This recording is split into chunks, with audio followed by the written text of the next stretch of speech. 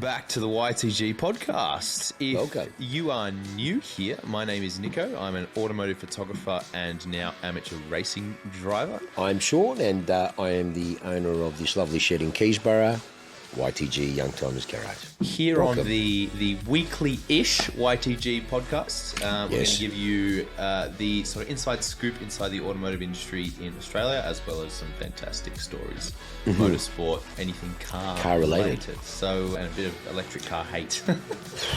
So join us on another episode, and we hope you enjoy. Welcome back. It's been a while. Hello. Well, it feels like it's been a while. We've been releasing episodes, but we haven't actually sat down and shot No, it feels like forever. Hope you enjoyed the last two Colin Clark episodes. Yeah, the feedback's been great. Honestly, my two favourite episodes we've ever done.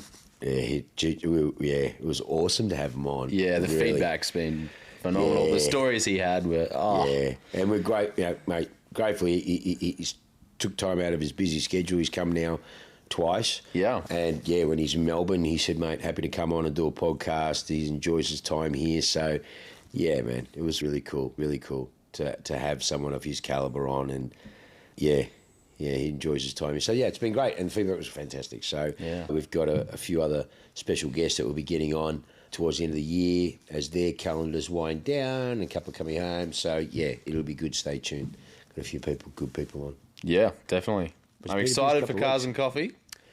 I'm pumped for Cars and Coffee. It's been a bit of a blur the last sort of couple of months, Yeah. really, hasn't it? Yeah, we released it very early to make sure you could all come. Yeah. So it's been a long mate. wait. Mate, it's going to be pretty epic. Yeah, it's the feedback's been great. Yeah, I mean, geez, it's going to be big. 1,500 people possibly, potentially.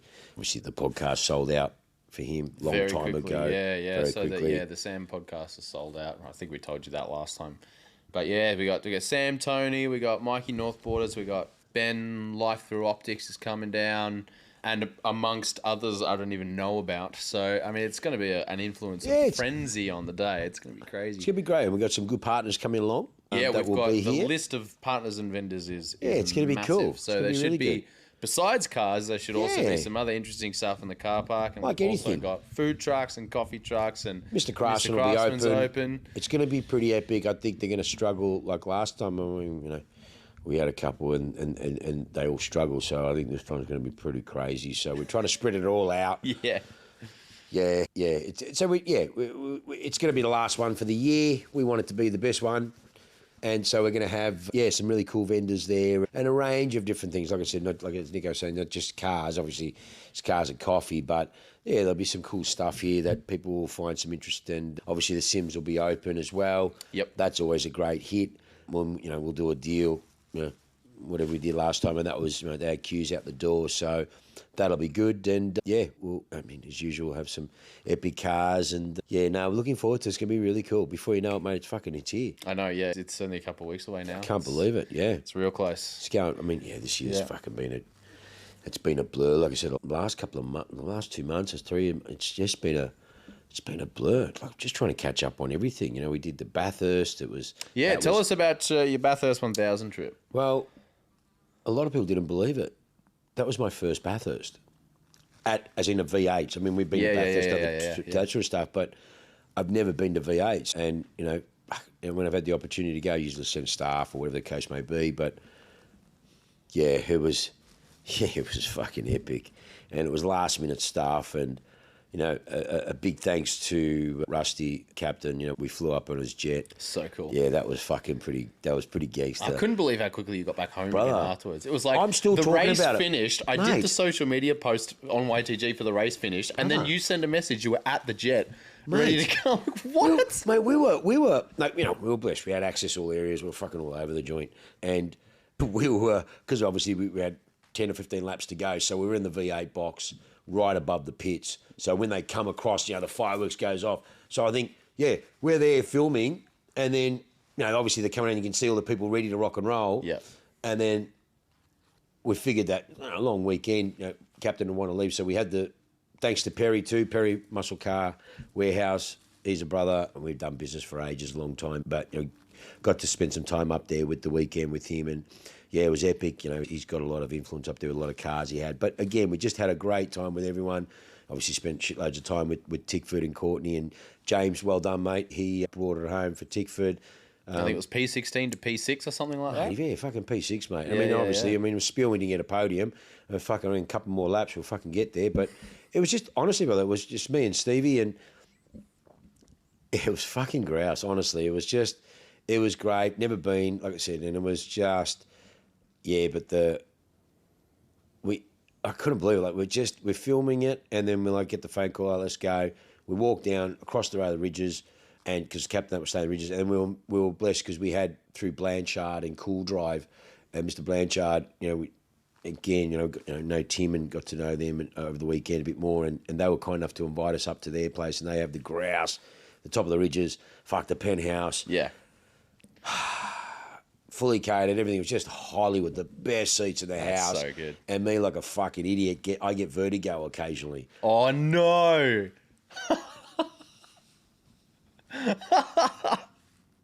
And they're going, how the fuck does that work? I'm sitting in the front seat with Jenny, who's the pilot. That was cool, of the jet. Yeah. Yeah. And Captain goes, you want to sit at the front? I went, fuck yeah. Did she let you grab the controls? Nah, fuck. And even if she did, I went, nah, I'm not going to touch the fucking controls. I would've. No, fuck. Look, man, fuck, I would love to, but mate, fuck, you know what I mean? Like, it was one of those things. And so I sat at the front, brand new, no stress, but we're up the top there, and I'm fucking, as soon as I get out the balcony, I was like, oh, fuck. And I was pinned against the wall like a fucking idiot. I felt like a dickhead. Anyways, and we had the best seats. And Mr. Blanchard, they're such hospitable. Thank you so much. It was so grateful for the hospitality. And we're going to spend all weekend there, like the best fucking Hollywood. Yep. But I was fucking getting vertigo. I was fucking up. God. My head was spinning.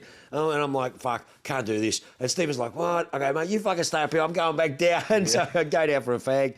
And then I just went down, and Stephen's like, oh, fuck it. So we went down. But on the race, at the end of the day, like I said, we were sitting there, got the phone call, fuck it, let's go. Because, it was like just been packed again. So we got out, got in the big Silverado, this fucking Silverado ZL1. It was fucking huge. Chucked everything in at the fucking airport within 15 minutes. Mate, it was 6:30, 6:20. I was at home, had a shower, 9 o'clock or 10 past 9. And I remember I was sending them in, they're going, what? Where the fuck? Someone goes, you can't fucking teleport. I'm like, I go, mate, this is how the 1% live. I'm like... Because did you fly to Moorabbin? Yeah, Moorabbin. Yeah, so just around the car corner. So the fucking Moorabbin's around the corner. Yeah. We left the car there. Yeah. Mate, you get straight off the jet. The terminal's after hours. It gives a fuck. It's a private terminal. Jenny's open the door. Walk straight in. All right, see yous. Bye. In the car. Straight home. That's mad. Like, I couldn't fucking believe it. Like, we're sitting there. And then when we're flying back over, Stephen's like, hang on, this is fucking where we are. And we're seeing him, we're watching the landmarks. It was sort of night time. Yeah. And then he's fucking trying to ring his missus because he had no battery, so he grabbed my phone and he's trying to send Vanessa a message going, hey, we're fucking flying over. There was no jets in the air, it was just us. Yeah. We're going, we're fucking flying over. I'm going, mate, they're not going to fucking... So anyway, so we get there. But I just could, I was sitting there going, fuck, mate, what guys are we going... You home, prick? I'm going, I'm fucking home. They go, man, we're fucking still on the track. I'm walking out of the pub. I'm going, I'm at home. I'm sitting there going, this is how to do it. mate, that just fucked us. Me and Stephen fucked in a good way. Like, Yeah. I need this. Yeah. I need this. I need fuckloads more money than that. But in saying that, it was just like a fucking Uber. Yeah, and Uber jet. another level. Yeah. It's just fucking grouse. And it's just... that was just a privilege in its own, you know what I mean? And then to, spend time with really good people, ran into a lot of people. Yeah, got an exciting thing that V8 supercars, had a chat with the brass with V8 supercars. Yes. There was something pretty special which we'll, announce. Yeah, that's pretty cool. Yeah, I'm that's keen for pretty that. cool, yeah. Yeah. So we've been given the green light, had a chat with the brass, and the exciting news. So that'll happen towards the end of the year because obviously those things, you know what I mean? So yeah, it was a big weekend. It was great catching up with a lot of people, and it was grouse, mate. It was on the grid was awesome. The jet was fucking crazy. F22 Raptor was off its chain. And actually, because we had the roulettes, which are obviously turbo props. Yep. But yeah, when they were on the grid, and the grid was hectic. So first Bathurst, 60th anniversary, sold out within like fucking 20 minutes or so, the campgrounds. Yeah. It was out of control, record crowds. And we couldn't have done it any better. Like, it was just... Awesome. We couldn't believe it. It was just unbelievable. So a massive thank you to everyone's gracious hospitality. We had an absolute ball, from Perry and Phil, Muscle Car House to Rusty, and then the Blanchards, and obviously Tigford, and caught up with Ryan Walkinshaw. Hadn't seen him in a while. It was good to catch up with him on the grid, and caught up with Robbie Harry. It's not dangerous. Just I'm blessed to just meet these people over time, and always done the right thing. And it was really good to catch up with everyone. And as I said, it was fantastic. We're definitely going next year. So you keep that calendar free. It was mad. It was, honestly, I can't believe I've never been. And very blessed to have gone. And Stephen had an absolute ball too. I said, it was just access all areas. We couldn't have done it any better, really. Yep. Unless it was our own jet and our own apartment. You know what I mean? So, it was great. So awesome weekend. And, I was half thinking about going to Queensland. Obviously, Gold Coast is coming up. Oh, the 500, Yeah. Last time I went, when it used to be Indy cars, that was pretty That awesome. would be insane. Brother, Indy cars was... I can't talk about half the stuff on camera, but it used to get really messy. It was just... it was insane, mate. Indy cars were crazy. I just can't imagine racing a car that quick on a track that small. And because it was Indy cars and V8, so it was an epic weekend. Yeah. Out of control. I love my F1, but it's just the shit on F1. Yeah. Because F1's a bit toffee and a bit thing, you know what I mean? Yeah. A bit wankery. It is what it is. Whereas that's sort of meat and bones, and it's just grouse. It was good. We didn't go up to the top of the mountain because they were taking like bus tours up there, and because it's quite a different crew up on the mountain. I've heard. Yeah, so we wanted to see it. I mean, it was quite fucking funny. Me and Steve, we were saying this, and we only fucking black cunts there. We were place, so we walk around. It was so fucking funny, but it was just an absolute cack. Steve was saying that there was like gastro or something going around up at the top of the mountain. Up on the top of the mountains. Well, they're all fucking, how you going up there? So fucking, it was just fucking funny. So they go, don't go up the top. Fucking all. I'm like, hey, fucking mix with them better. But it was just like they all had gastro. It was all fucked up the top of the mountain, supposedly. But that's the view as they're coming through. Yeah, man. And look, there's guys that just die hard. And that's what I mean. I love it because their passion is just as much as the Tifosi for Ferrari. Or, 100%. It's just as much passion, It's like, when we were in... Where were we? When we had the GT club here. We were in Bathurst. We had the GT club here. No, we weren't. No, I had to go to Sydney. That's right. We had the GT club here. That's right. The Ford Falcon GT club. Yeah, and I mean, unfortunately, I wasn't here, but they had an awesome time here, and they loved the fact that we were genuinely really loving the GTs and the things. For God's sakes, you know what I'm driving at the moment? The BT1. Yeah, I'm fucking driving the BT1 VLX Chaser. I fucking love it. We've had so much interest. We sold it, but I didn't want to do the deals on the trade-ins. I mean, the people, fucking mate, they say their car's worth X, and you look at them, they're not worth what they are. I mean, I'm not going to get out of fucking a ripper car that, you know what I mean? When you always got Eddie the experts, it's no different than the GTs and, my car, fucking hell, mate, keyboard fucking warriors.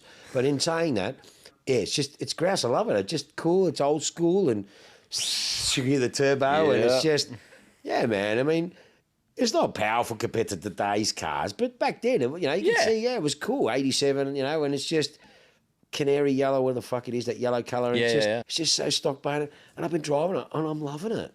If I don't fucking sell it, I don't give a fuck. I'll keep it. That's it's cool. just, it's grouse. I mean, it's just so cool, and the amount of nods you get. Like, I went to the survey the other day, and the guy was like, yeah, man, that's cool. And you're like, yeah, man, it's sort of, we've had some grouse things of late coming through. We had some really good range of. We have. We're blessed, man. I mean, like, we've got that awesome 675 in today. Mate, oh my God. So we've had the orange 765 sitting in here for quite a while.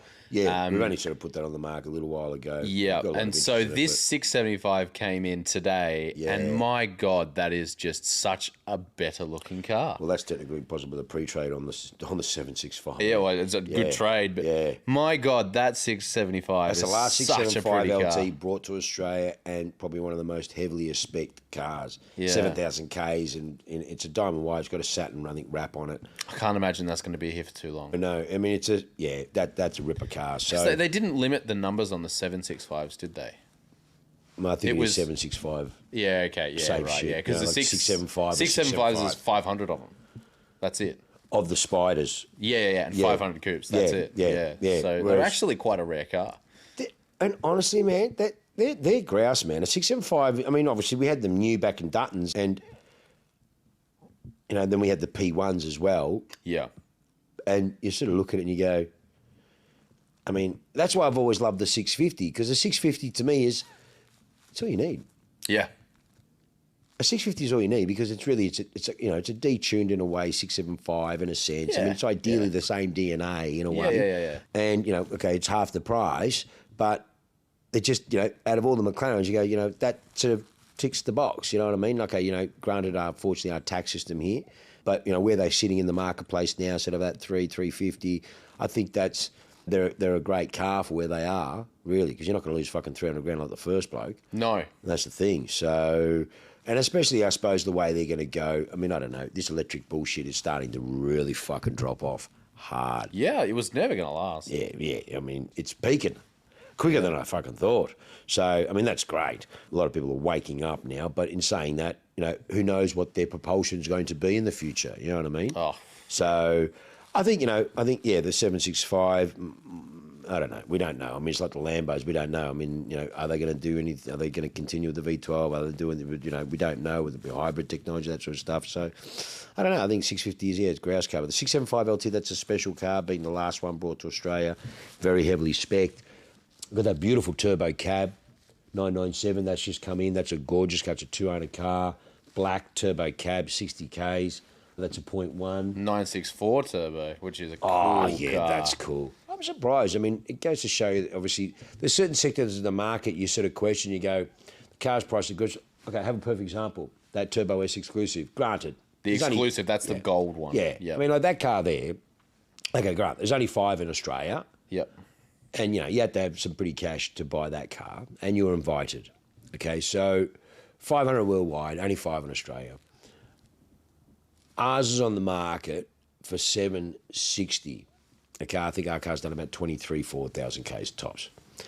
It comes with all the luggage, everything you get with that car, which cost extra. Yeah. I think was it like a watch and stuff? Like the watch alone is 15 to 20 grand. The watch, the model, 1-to-1 model for that car with the build, which there's is like Ferrari. a whole bag of stuff that comes it's like fucking 30 or 40 grand's worth of stuff, tailor-made luggage, everything comes, it's all brand new, still with that car. I don't know if the other car's got it, but in saying that car, granted, it's 8,000 Ks.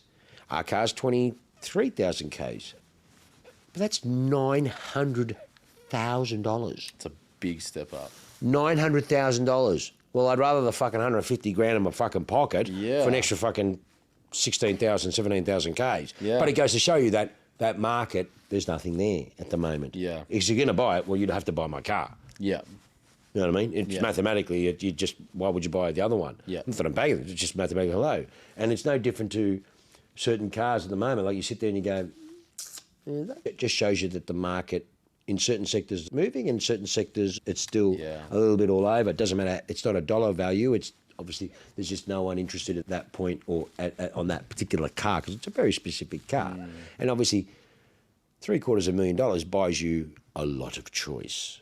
Yeah. A lot of choice. It's a very grand. It's a very specific car. So, but in saying that, 5 people bought them new, you'd think there's another 5 people that buy them secondhand. 100%. And I've been doing this a long fucking time. So you can see trends and waves and things like that.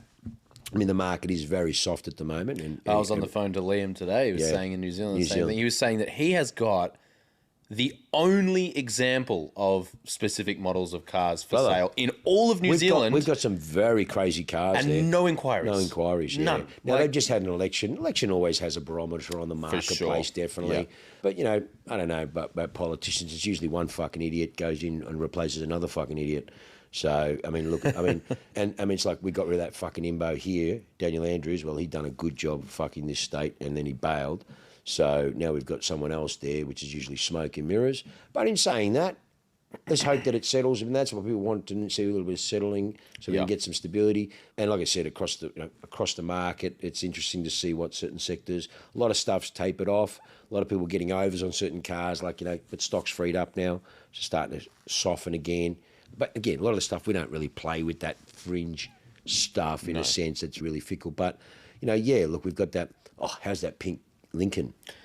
We've got this. Do you know what actually model it is? It's a Lincoln. It's a Lincoln Continental. It's a 54, I think. I don't know. This thing's just come in today. It is longer than a bus. It is huge. It's the longest car we've ever had. I don't think we've had anything longer. Nah, not by at least a metre. It is fucking huge. Thing's huge. Honestly. It puts the XJ220 to shape, and that's a big car. And that's a big car. Yeah. I mean, the 420 SCL looks like a fucking C-Class I think when we went to see it on the weekend before it came here, I think he was saying it was like 5.6 metres long, something like that. Monster. Yeah, and that's the trade-in on the Ferrari. Yeah. Because he took delivery of the Ferrari. Yeah, what a trade. Lincoln to Ferrari.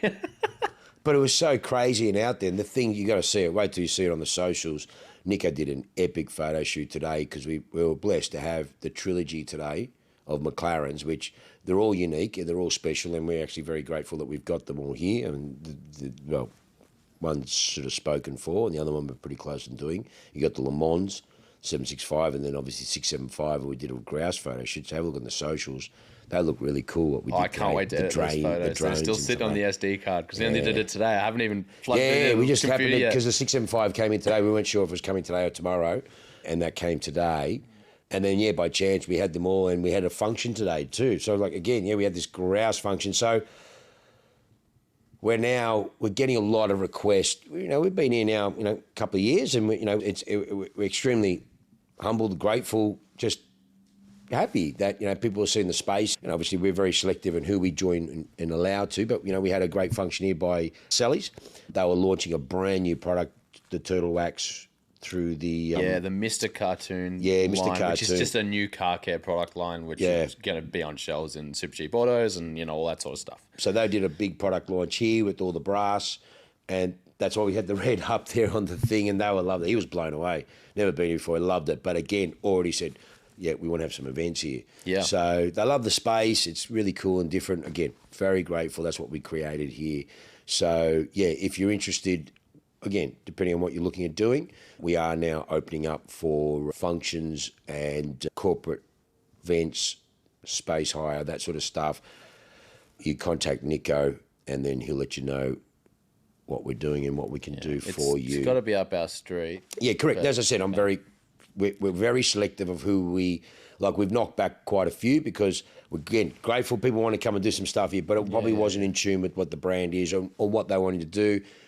Awesome and very humble that they wanted to do it here, but no, I won't be doing birthdays. No, some of these cars are customers' own cars, right? So which we've got on display. We're not going to be hosting parties sort of stuff in here. Yeah, correct. It's corporate launches, team.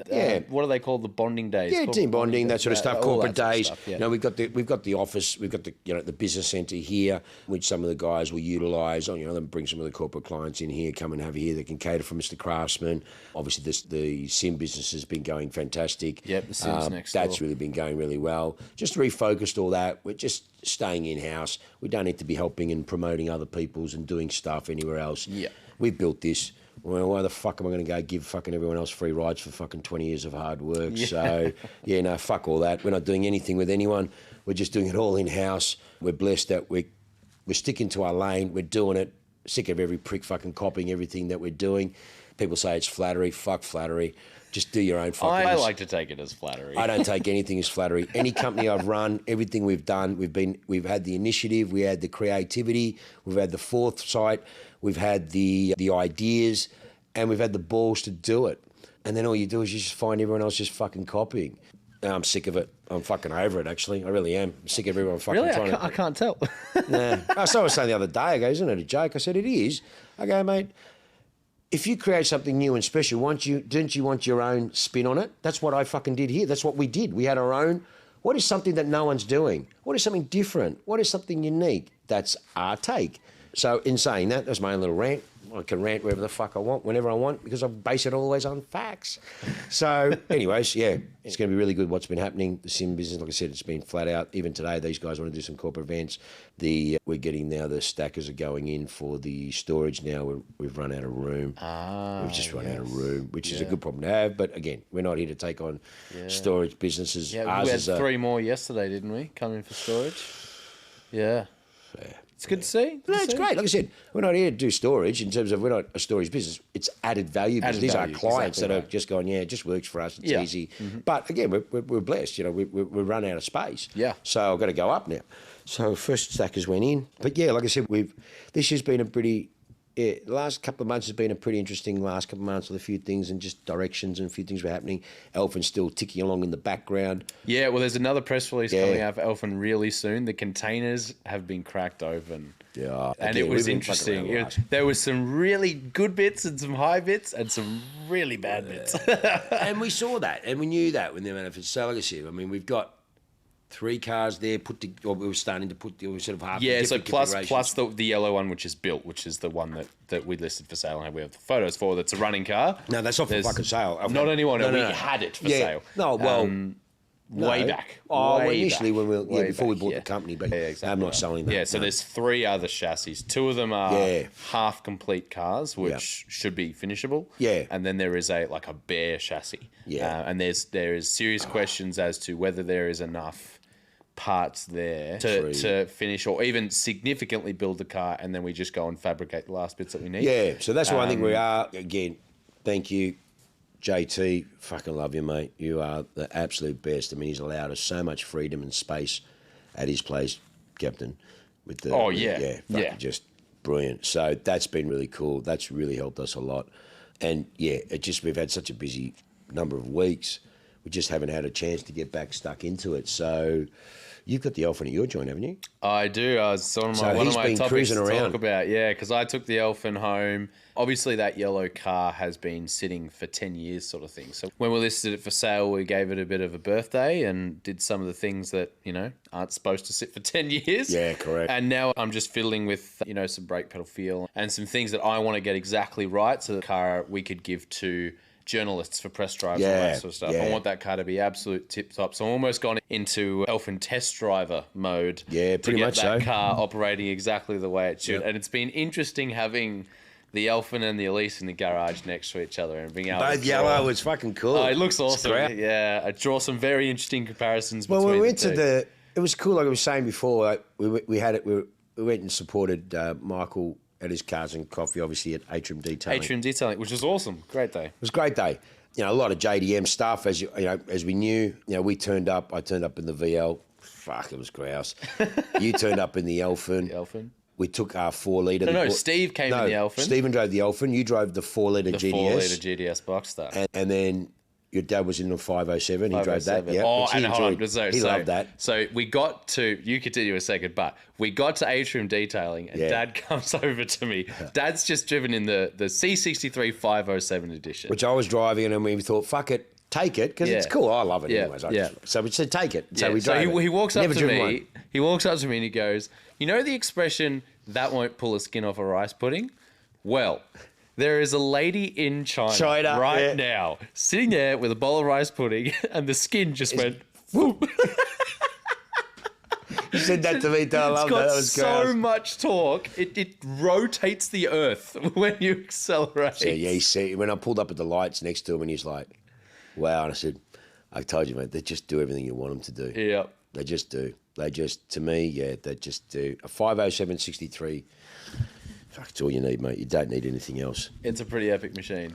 It just does everything right, mate. Me and Dad both only had a single complaint, and that's when you're not taking off from light, when you're cruising at any speed and you want to accelerate and you put the foot down, there's like a second of, which gear do you want? Gear down. Okay, here we are. Now there's power. Because she's cruising, she's usually Exactly in 7th, right. and she'll jump to 4th or something. So it's a bit of that. Yeah. But hey. No, like it's a small complaint. I mean, and they're generally doing about 160 anyways at that stage. But when we were coming back and I was filming you guys in the Elfin, and it was just, it looked so cool on the road, and it does. It looks awesome. Yeah, I felt a little proud that we're all a part of this epic legacy. You know what I mean? 100%. And like I said, a lot of people ask you, where are we going with it and so on, and got some good people around us. There are some opportunities there. We're looking at something pretty epic is going to happen with the brand. Yeah, we've got a few things in the pipeline, but like I said, it's slowly. I mean, fuck me, we own a fucking car company now, for God's sakes. Yeah. You know what I mean? And amongst everything else, and there's fucking 4 or 5 of us. Yeah. So we forget that. Plus, New Zealand, and there's so many things that we've been invited to that we haven't gone to and we haven't been able to. And it's just, like I said, there's only so many hours in the fucking day. Yeah. Been here since 7:30 this morning with the... Yeah, it's been a blur. It has. Does it feel like it's been fucking ages since we sat down here? Yeah, it does feel like it's been a long time. A long time. And so much has happened. I mean, you've done 1 or 2 races. Oh, geez. There was Calder, and then there was another round at Winton. Yep. How did we do with that one? I think we got 4th. 4th, didn't you? 4th, overall? I think it was 4th. Yeah, and that was, quick story time. That was a weekend of real-life racing. Not sim racing, where there's perfect weather and cars always work. We were chasing a car with issues all weekend. Yeah. And it was so weird because the last time we drove the car was the Calder weekend. Yeah. And at that weekend, we had arguably the fastest car on track. We had a fairly big incident in race 1. Oh, that's when the guy pushed you off the dirt. No, pushed off the hill. The car jumped on the hill. And that put us back positions, and I spent all weekend trying to get back to the front. But we qualified P2. Yeah. And I matched the fastest guy by a 10th of a second for the fastest lap all weekend. So we had a wicked car that weekend. It felt awesome. The car was running great. There was no issues. Full trust and confidence in the car. It's awesome. We get out of it, put it on the trailer, take it back, put it back on the trailer, go to Winton, get in the car. It's horrendous. What's changed? What could have possibly changed? And there was so many things we were chasing. We had braided oil lines just shatter apart inside and start leaking and pissing oil everywhere. We had rubber bushings that had completely shattered inside the suspension mounts for the lower control arms. And so we're picking up the wheels and they're going, because there's... And it was weird. I'm reporting back on what the car's feeling like, and they're going, man, nothing's changed. What could be making the car feel so bad? It was like it had 15 degrees of tow on the back, and it was just walking around all over the place. It was weird. It was a terrifying car to drive, and we were chasing it all weekend. Yeah, so it was just frustrating. I'm watching guys take corners in front of me, and the car's just sticking, and I'm coming through, and I'm feeling it going. Yeah. It's like, what is going on? Yeah. And so it shook my confidence. Yeah. Every single race we were finding at least one thing and fixing it. It was just like trying to build back up the confidence of the car. What's going to break next? And it was really weird to go from a car that was so perfect to all of a sudden having all these issues. It was weird, but it's just real life racing. That's what it is. I mean, we saw that at Bathurst with guys with just random parts snapping and breaking, and guys can't shift gears anymore. Fuck yeah. It's heartbreaking, and it's not like you've done anything wrong to cause that. It's just something that's happened. It's fucking racing, mate. Yeah, it's exactly right. It's a mechanical thing, which... Yeah. So, we battled hard for P4. The other important thing that weekend was I've run 1 set of tyres for the whole season, which is a massive commendation to the hyper racers and how good they are on the expendable components, tyres and brakes, etc. But the rest of the field who have run longer all switched to new tyres for this round. Okay. So I'm on old rubber and brand new rubber. So that definitely made a difference as well. And that'll be the same for the last round. I'll be on older rubber than everyone else. Yeah. But in the middle of that, in between now and the last round, we also have this single day mini race meeting event at Broadford on the 26th of October, which is next Thursday. And that's interesting. So that'll be the first motorcar race ever at Broadford. Yeah, because it's a motorbike track. Yeah, and this is interesting. You guys will like this. So Broadford has a really coarse surface designed for the bikes to grip when you lean them over and they actually stick. Yeah, because you couldn't have you could not drive a bike at Calder because that track in the cold is so slippery. You literally couldn't turn a bike. No. So Broadford's the complete opposite. Really high grip circuit. And to stop the circuit from being degraded, they have this ratio of weight per inch of tyre, effectively, to calculate how much force is going through the tyres onto the track, which is how you work out the degradation. Yeah. And because the hyper racers are 100 kilos heavier than a bike, and they have the same width tyres as a Formula 3 car, they're fine. They got so much rubber and so little weight that across the surface of the tyre, the actual force on the track is so low that, so they're the first motor car race ever at the track. Wow. And that's going to be interesting. And that's just hyper races, no other just cars. hyper races, yeah. So what they're doing is it's really cool. Drive Events are hosting a track day there. And they're effectively blocking out one session per rotation for open wheelers, just like you would at any other track day. Sure. But our sessions are qualifying and races. So instead of a track day and just going out and doing 20-minute sessions, they're qualifying and races. So imagine coming up to a track day at Broadford in your 86, and every hour you get to watch a hyper racer race. That's pretty bloody cool. Yeah. So that's going to be really awesome. Everyone else has done a test day there. Dean got the outright lap record there in his car. Oh, really? Which is pretty mega. Yeah. I have never driven there at all in my life. So I'm a big step behind for that race weekend. You get one practice and straight into qualifying. So it's going to be, there is no sitting on a sim and practicing for this one. It's brand new out the gate. Wow. And then I'm racing door to door with guys who know what they're doing on this circuit, and a circuit with no runoff. Yeah, but no one's raced at Broadford. Bikes have raced at Broadford. Oh, these guys. But these guys have driven there before. They've done a test day there with the hikers and everything. Okay, they have. I've never even driven the circuit in anything. Oh, wow. Ever. And it's like Nürburgring, bro. It's up and down and hills and blind corners. It's nuts. Oh, really? Broadford's crazy. So I'm a little bit terrified. I'm going to be walking in eyes wide open and eyes wide shut. Just a couple of fucking easy test laps, I guess. I don't know. Yeah, that first practice session is going to be interesting. I'll be on our old soft tyres, because this round won't count towards the points. It's like a special. So why burn new tyres? Yeah, so no one's using their proper race round tyres, which will save for the last round. And weather's of the year. good. The last weekend in November at Winton is going to be insane. The top 3 guys are separated by 6 points. So they are going to be going gung-ho. Yeah, it's going to be pretty epic to watch. That's at Winton. That's at Winton. Yeah, so that's going to be awesome. So everything's happening in the racing world. We're working on the car once a week to bleed brakes and change this and replace that and bits and bobs. Just standard race car maintenance. I mean, these cars are fairly low maintenance. There's not a lot you have to do. Just wash it, check you got brake pads. Off you go. Yeah, it's amazing, isn't it? But yeah, it's been a lot of fun so far. We had that on display at the Cars and Coffee? Yeah, so the day before Cars and Coffee, we're doing something pretty special with the car, which we're not going to reveal yet because we don't want to spoil for other people who will be revealing it in their own time. Yeah, exactly. But, so then it will be here the following day. That day is going to be hectic because we've got to get it back from the track, wash it, get it all set up, bring it here, get it into the showroom, and then my car will be here on display for Cars and Coffee on the 4th, so you can check it out. Yeah. Thing is proper race worn. It's got stone chips and everything, so it's a real race car. But yeah, that'd be really cool. Cool to have here. Hoping to get Rob's R35 GTR GT3. Oh yeah, the GT3. Yeah. It still has to be rewrapped, so hopefully we can get that done in time. But yeah, that's the plan. That is the plan. It'll be good. There's going to be some crazy stuff here for Cars and Coffee. Yeah, man, it'll be cool. Like I said, we're trying to get again. We're known for our diversity, so it will go without saying that there'll be a big range, and because obviously there'll be a different crowd also will be attracting because of see-through glass and everything else. Yeah. So it'll be interesting. Yeah. It'll be interesting. I did a poll on our Instagram stories with Sam Seen Through Glass, Tony, his podcast partner, Mikey Northborders, and Ben Life Through Optics. And who do you want to see most? Yeah, and piss up. Tony, the only non-influencer, won it by a huge margin, 44%. Almost half of the votes were for him.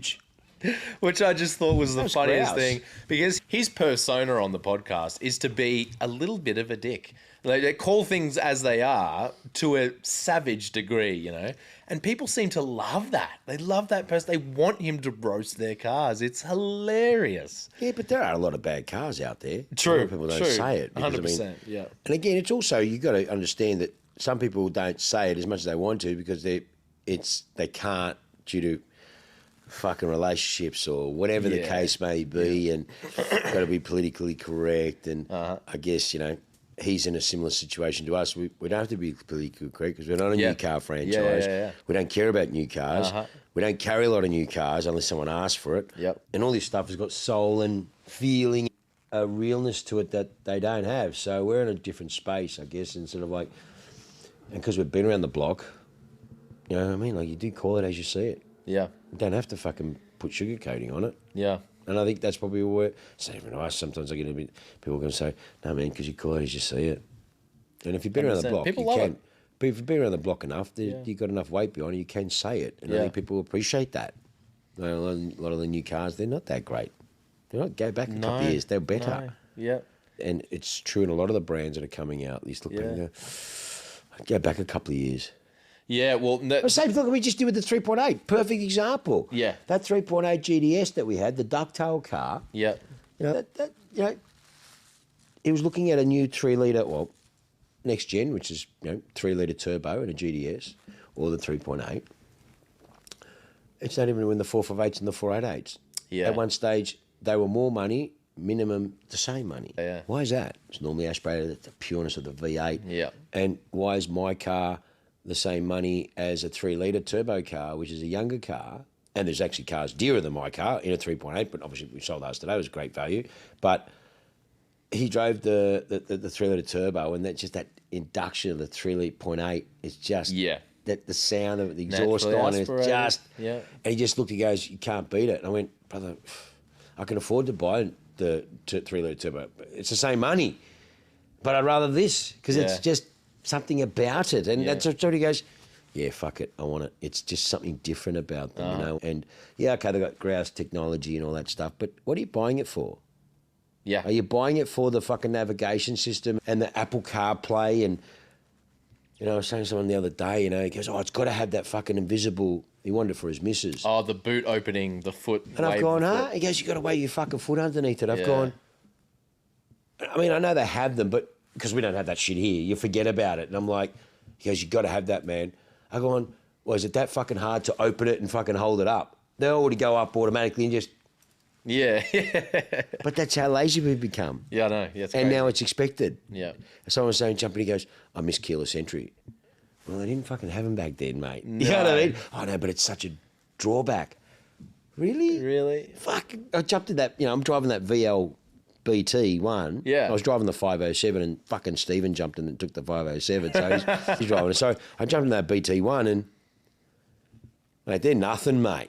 It's just fucking wine windows. Yeah, I had to go unlock it before, and I had to put the key in and turn it. It's just each one you have to lock manually, and it's like, hey, this is how it was back then. You know what I mean? And I love it because I'm a simple bloke. So for me, there's nothing to it, mate. Just simple, and I just fucking love it. Yeah, it's just grouse. And okay, does it have this and it doesn't have that, and probably doesn't make you a coffee in the fucking morning and all that shit, but who cares? It's grouse. Well, I couldn't agree more, especially when it comes to things like auto lane assist, when the steering wheel keeps you in the lane. No, I don't honestly like that. I turn that shit off. We've got one car in the car, not a car for sale, just one of the guys' cars has it, and you can't turn it off. And every time you drive it, you're fighting the steering wheel all the time. It's like, just let me drive in a straight line. Yeah. And really scary today when I had to take the trailer out to bring a car back from detail. Oh, the fucking Utes got it. Oh my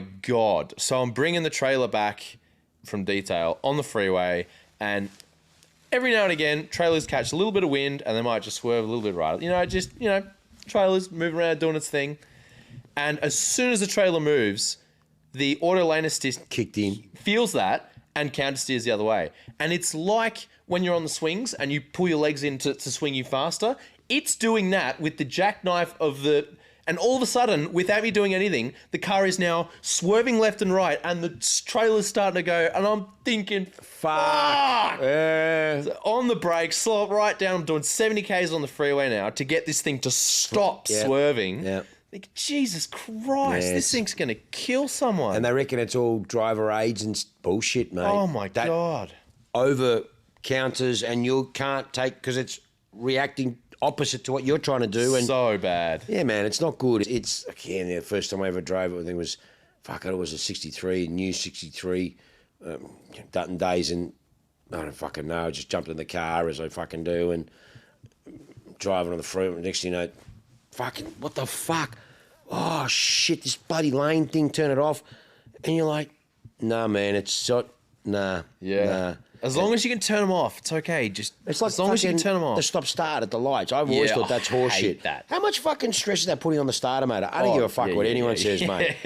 That's putting a lot of stress on that starter motor. Oh, fucking save the whales. Fuck off. It doesn't, you dickhead. It doesn't. Well, Mikey told us that story of Tasmania or whatever it was about it saved like 0.7 litres of fuel or something. Yeah, right. Exactly. You know what I mean? So, no. I mean, just those stupid things. I mean, some of those cars you can't turn off. Again, we're pretty lucky because a lot of the shit doesn't have it. But when you jump on them, you're like, oh. I remember that new GLS 63 we had. You know that one we had that I traded? Yeah. And we kept it. Fucking went like a bat out of hell, that fucking thing. Oh, they fly. They are quick. Fucking fly. But one, you shouldn't have that much power in such a high... big SUV, don't get me started. 7-seater, like don't get me started. Hell, it was ridiculous how quick it was. But again, so much technology. You know, it fucking wants to brake for you if you don't pull up in time like this. You're like, nah. You put it in reverse. You're sort of going out, and it since it hits the brake, you think you hit something. You're like, nah, man, how the fuck do I turn this shit off? And you can't half the time. Oh, it's there for your own good. Yeah. No, man, it's not. It's not. It just makes people a dumber driver because they go, oh, the car will save me. No, it won't, mate. Yeah. Because it's trying to compensate for an idiot driver and you're becoming less of a driver because you think all the driver aids. And that's what you're seeing. It's just, no, I found it. But again, we don't carry a lot of new cars. Well, when we went to the atrium detailing Cars and Coffee the other day, I drove there in the Boxster. Oh, you drove the Boxster, that's right. The 4.0 GTS. Yeah. Which is an awesome car. We just got awesome car. That's manual, the launch colour, every option. Bright green. It's a fantastic car. I would happily daily drive that car. It's only like 20-something kilowatt, 30 kilowatts, not even under the GT3. It had a bit of poke. Yeah, it had a bit of poke. I mean, it doesn't take much to tune that back up and you're fucking got... it sounds magnificent. It's an awesome car. Great car. It is an awesome car. For a Boxster, which we don't normally carry, we're always 911. It's like a 2020 or something, right? It's 21. a fairly new car. Yeah, it's a 981. It's the launch colour. 718 GDS Boxster. Yeah. The 4-litre. Like, it's the launch colour. It was actually the Porsche Cars Australia car. My client bought it off him and then we traded it. But it was just... When he goes, I want to try my Boxster, I'm like, fuck, man, I don't do Boxsters, man. And he's like, no, fuck, okay, manual 4-litre. It's actually a cool car. Grouse car. It's the poor man's GT3, really. Well, I mean, you do a little bit of skullduggery and you've got the same power as a fucking GT3. Bit of exhaust and here you go. Mate, that was a great car. I drove that to Cars and Coffee and I had driven here to get it in the Elephant. Yeah. So big contrast of experience, radically different cars. Oh my God. The first thought I had driving it was, man, this thing is nowhere near as fun. Like, it's so... I feel like I'm in a tank now. Yeah. Probably feel that no matter what you were driving compared to the Elephant. But still, it was interesting. But more so, in Sport and Sport Plus, Auto Blip comes on. It's a manual car. I would like to heel and tow, please. I could not believe that there is no off button for the Auto Blip. So... Hang on, so you're gearing down hard and it'll just automatically, as if you're heeling tow. So if you're in third, you put the clutch in and you just grab second and it does it all for you. So you're off the accelerator. Yeah, you're not touching the accelerator. I didn't even fucking drive when it came in. They're like, driving, I go, fuck that. You doesn't just clutch in, gear down, and it does all the revs for you. Does everything for you. Which works really well. It does work really well. Yeah, of course, but it takes away from me. I know, but not everyone can heel and tow properly, brother. Most people Too bad. Learn it. No, mate, I got to take... We get an inquiry on the S660. Get an inquiry on the S660. This is a little Honda, like a junior little NSX thing. It's manual. I don't know. He's a 20-year-old guy or something rang up. He goes, oh, look, just crying about the S660. I go, yeah, mate, no worries. He goes, oh, wouldn't mind coming and having a look. We were by appointment, so you can't just rock up. And I don't do test drives unless you're real. Anyways, he's looking at it and he loves it. And I could just see, and he turned up a little, I don't know, some other fucking JDM thing. But I didn't check, and it was an auto. A Civic Type R or a Honda Integra or something. Yeah, but it was an auto. I didn't know. I just assumed it might have been manual. But anyways, and then he couldn't drive manual. He couldn't drive manual. He goes, I can't drive manual. I went, huh? He goes, I can't drive manual. I go, well, you're not fucking practicing in my fucking car. Yeah. And he's like, he goes, oh no, I'm going to learn, but I just wanted to see. And I'm like, okay, I'm looking for the cameras. I'm counting a camera here, mate. You know what I mean? I go, but he genuinely couldn't fucking drive manual. So I could see the young kid, he was keen as fuck. And I'm just going, I go, well, I got fucking time. I go, mate, all right, your lucky day, mate, let's go. He's like, what? I said, well, I'll take you for a little squirt. You're not fucking driving, but I said, I'll take you for a little squirt. So we took him for a little squirt, and he's like, watching me. Yeah. And he's like, I go, you reckon you can handle this, mate? He's like, yeah, oh, okay. I mean, granted, he was a bit of a solid bloke, so anything more than a fucking paper chip, you fucking struggle to get into that car. But in saying that, a little bit of a solid bloke. Wasn't big, but he was a little bit more solid. And he did struggle a little bit. But I think he used that to talk himself out of it. Okay. But again, we were around a block fuck around here. And he was like, but I was just like, it sort of stopped me that he didn't know how to drive manual. Like he's never driven. Yeah. And he's looking at a manual car because he's fantasising with it. He was thinking of getting lessons or whatever the case. And I'm like, fuck, okay. But it just sort of hit me. It was quite funny. And I said to him, I said, mate, so your mates, oh, a couple of mates have, but a lot of them don't. I went, okay. I just didn't think about it. But then I hear that quite a lot of the 20-year-olds, they just go auto, it's just easy. As I said, the inside joke was, the best steering theft is a manual. Yeah. The best car theft, non-theft, can drive manual. And that's true. I mean, we were looking for some kids, or looking for some job, for some people, a bit of yardie, that sort of stuff, and, great, a lot of inquiry, but fuck, a couple of people don't drive manual. Yeah. The fucking majority of cars in there fucking manual. Yeah. With a clutch. Yeah. So, it's unbelievable. Yeah, man. Unbelievable. It is. Yeah. It is quite amazing. That's why it's good to see sometimes, that you can see why that the purists, when they do a manual, that bang, they're sold out. Yeah. Because it's just, the purists still want that. Uh-huh. And Porsche, the only ones are still doing it now. Porsche still making manual, Lotus still making manual. I mean, until the Emira goes. Well, yeah. Other than those two, who else still makes it? BMW. BMW still make manuals. Wow, mate, that I have to admit, I think it's ugly as fuck. But the new M3... It's apparently a cracker car. Well, it'd have to be because it's ugly as fuck. But I mean, it looks like someone kicked a rabbit up its ass and the fucking teeth have gone like this. That's what it looks like. It's like, come here, you bastard. There's his fucking teeth that come out. But I was looking, and there was one that was there, and I saw it. I was like, oh, God, that's fucking ugly. But then the seats are out of control. Oh, the interior on But they have to because G80? the exterior is fucking ugly as sin. So they have to make it look good on the inside because you're sitting inside. You're not seeing the outside. You're not seeing everyone look at you and go, you look like a fuckhead in that thing, mate. But I look good inside. It's a grouse interior. They have to do something. But I'm looking at it and I went, fucking manual. Yeah. And I went, tickets for that. That's about it. Yeah. Tickets for that because it was it. Yeah. Manual. And I went, fuck, I wonder if they did a manual in the wagon. That'd be cool. That would be cool. Good luck trying to resell that car, but that's cool. Yeah, there won't be any fucking resale. No. No fucking way. If anything, I reckon it made the F80s better because to me, I'm not a BMW man, really. I mean, think about it. We haven't had a lot of M's, have we? We've had one M3. An M4 ages ago. Actually, no, we've had a few. We've had an M2 comp. We have an M4 comp. We had an M3. Oh, yeah, I mean, okay. The old M5, the E29 that's M5. Fucking cool. I like those M's, like E46. Yeah. I'm not a fan of the new M's. Like, I'm not a massive fan of the new AMGs. Yeah. I like the old school shit that really built the benchmark.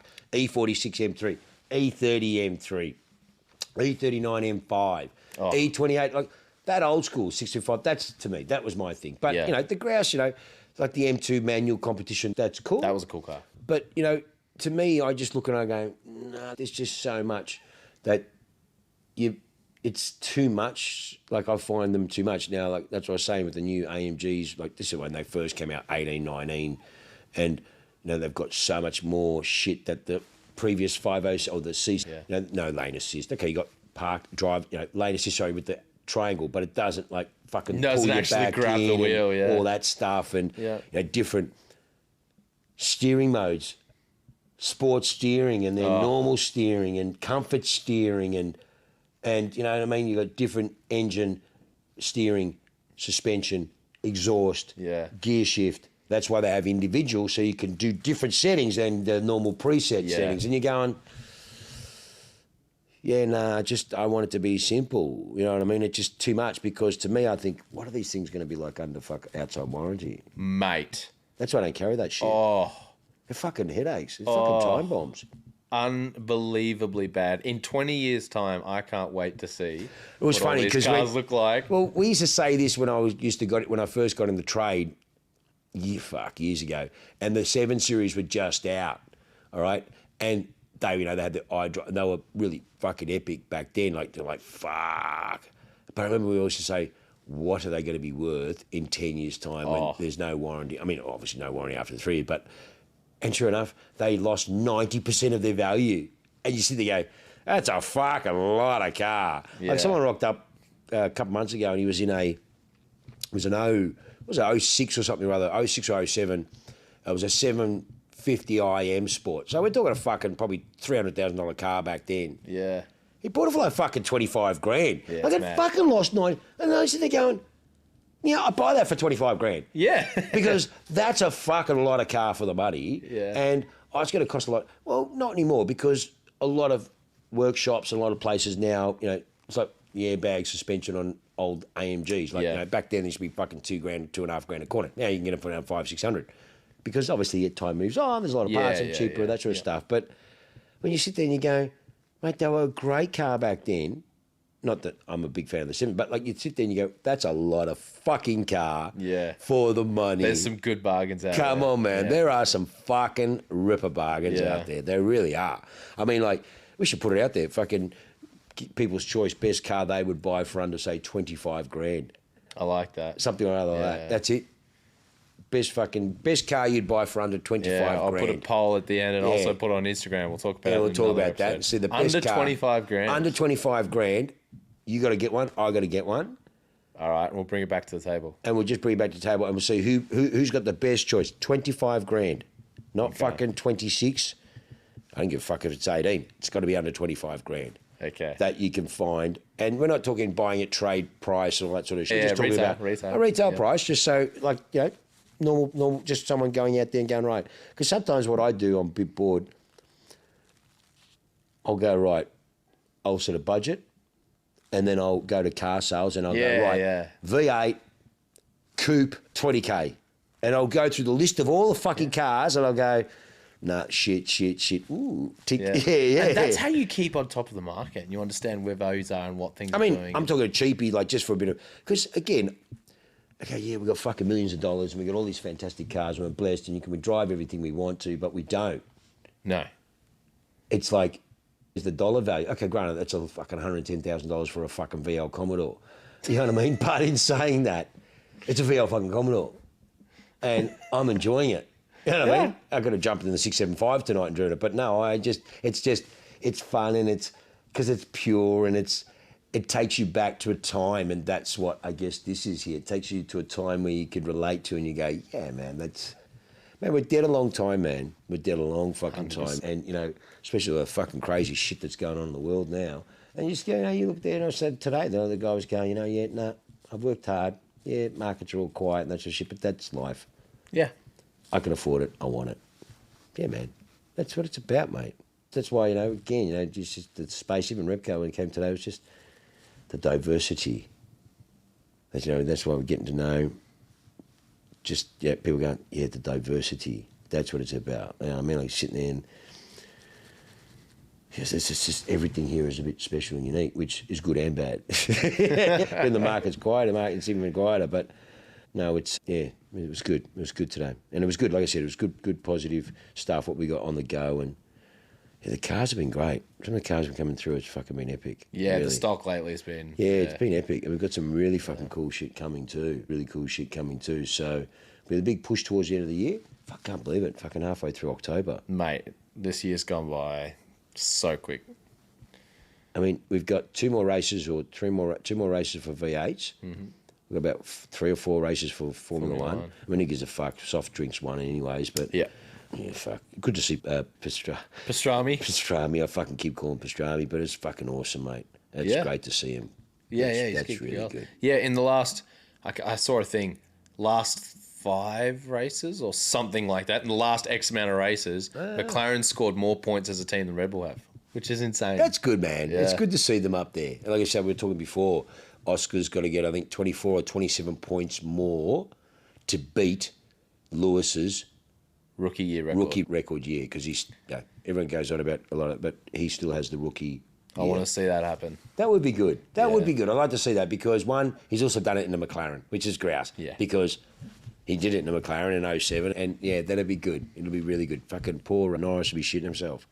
A little bit, yeah. It would be, mate. A little bit. Foundation's a bit shaken. Yeah. And Zach Brown's about as loyal as a cat, so if it goes that way, it's like Formula One, they're about as loyal as a cat. And that's not disgrace, that's just the truth. Mm-hmm. It's fucking no different to fucking, you're only as good as your last sale. It's like, you know what I mean? It's just like, okay, well, what was your last result? Well, hang on, Oscar's there, mate. Yeah. First year out, go off he goes. So, and Liam Lawson. Doing well too. Fucking awesome, man. That was really good to see. And David's behind him too. I think David's been sponsoring, He is, yeah. So, hey, David, how are you? Hope you're well. Mr. Dickers, gentlemen. So, yeah, that's awesome. Really good to see. So, we've got only, we're in the tail end of the season now. So, Red Bull, no, Coca-Cola will pretty much should wrap up V8s. Yes. Not Red Bull, because Triple Eight aren't there. They're running close. They're close. But I think Coca-Cola should wrap it up, and Formula One's fucking done. Vegas this weekend. No, Kota, I think, is next. Oh, Vegas weekend after. I think something like that, yeah. I thought Vegas was this weekend. No, I think it's Circuit of America's next. Circuit of America next. Texas. Yeah. Okay, cool. That's a shit. Yeah. Danny Rick in a cowboy hat.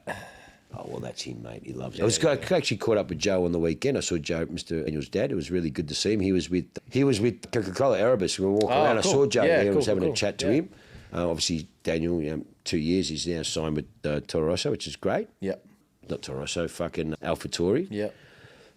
Which is the old Toro Rosso anyway. So, same shit. But, it was good to see him. Last time we saw him was at our Cars and Coffee. Yeah, so it was good to run into him again. But, mate, fucking horn. Let's see. Finish up the year strong.